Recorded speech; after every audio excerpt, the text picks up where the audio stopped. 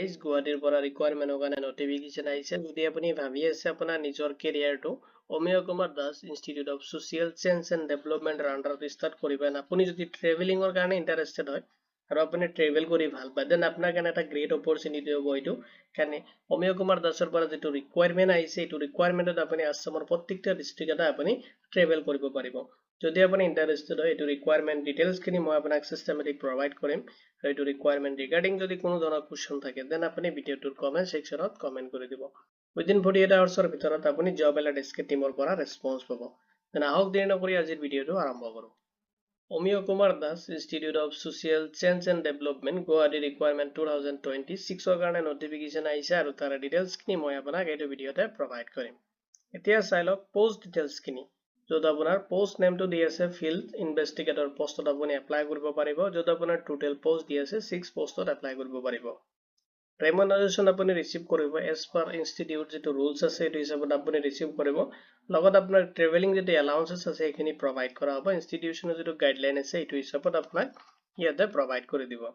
এতিয়া চাই লওক, এইটো ভেকেঞ্চিত আপুনি এপ্লাই কৰোঁতে ইলিজিবিলিটি ক্ৰাইটেৰিয়াখিনি ফ'ল' কৰিব লাগিব।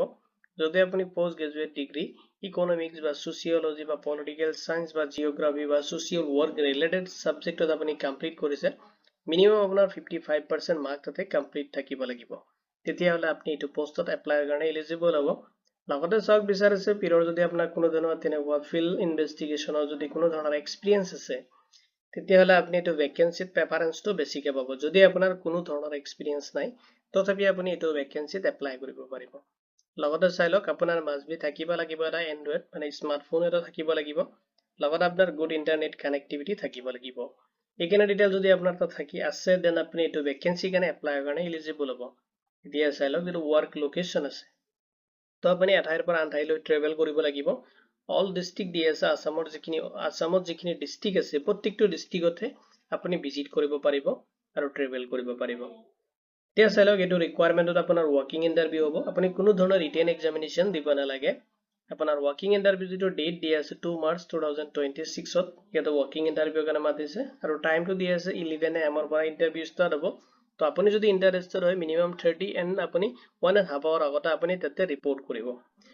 ভেন্যুটো দি আছে, আপুনি ইনষ্টিটিউচনত ভিজিট কৰিব লাগিব। যদি আপোনাৰ ইনষ্টিটিউচন এড্ৰেছটো বিচাৰোঁতে অলপ প্ৰব্লেম হৈছে, আপুনি এইটো ভিডিঅ'ৰ ডিছক্ৰিপশ্যন চেক কৰিব, তাতে মই এড্ৰেছটো মই প্ৰভাইড কৰি দিম।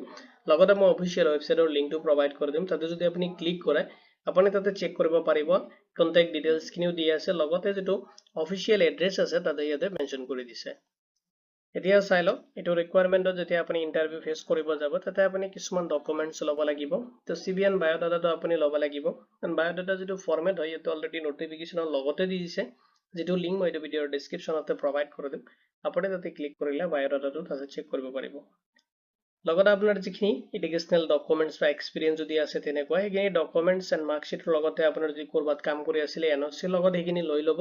লগতে আপুনি তাতে জেৰক্স কপিৰ তলত মানে চেল্ফ এটাচ কৰি ল'ব।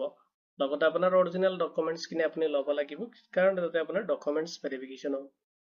এপ্লিকেশ্যন ফৰ্মটো আপুনি মেণ্ডেটৰী ফিল আপ কৰি লৈয়ে যাব লাগিব। যিটো এপ্লিকেশ্যন ফৰ্ম সিহঁতে অলৰেডি প্ৰভাইড কৰি দিছে, মই ক'লো আপুনি অফিচিয়েল নটিফিকেশ্যনত পাই যাব। ইম্পৰ্টেণ্ট নোটছখিনি চাই ল'ব। আপুনি যেতিয়া ইণ্টাৰভিউ ফেচ কৰিব যাব, তাৰ কাৰণে আপোনাক কোনো ধৰণৰ TA DA প্ৰভাইড কৰা নহ'ব। আৰু যিটো এপইণ্টমেণ্ট থাকিব, এইটো পিউৰলি টেম্পৰাৰী হ'ব।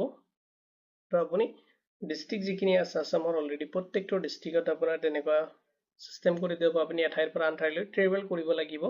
লগতে আপোনাৰ ডিচিপ্লিন এণ্ড টাইমটো মাষ্ট বি মেইনটেইন কৰিব লাগিব।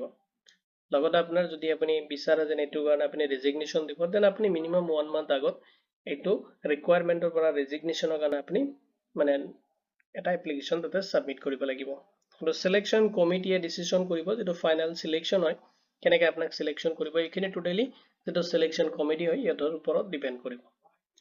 লগতে চাই লওক, কেণ্ডিডেট যিটো ফৰ্মেট দি আছে এপ্লিকেশ্যন ফৰ্ম, এইটো মাষ্ট বি আপুনি মেণ্ডেটৰী এইটো ফিল আপ কৰি লগতে লৈ যাব লাগিব। যদি এইটো ৰিকুৱাৰমেণ্ট ৰিগাৰ্ডিং কোনো ধৰণৰ কুৱেশ্যন থাকে, ভিডিঅ'টোৰ কমেণ্ট ছেকশ্যনত কমেণ্ট কৰি দিব। উইদিন 48 আৱাৰ্ছ ভিতৰত আপুনি জব এলাৰ্ট টিমৰ পৰা ৰেছপন্স পাব। ভিডিঅ'টো চোৱাৰ বাবে ধন্যবাদ দি কিনে আজিৰ ভিডিঅ' মই ইমানতে সামৰিছোঁ।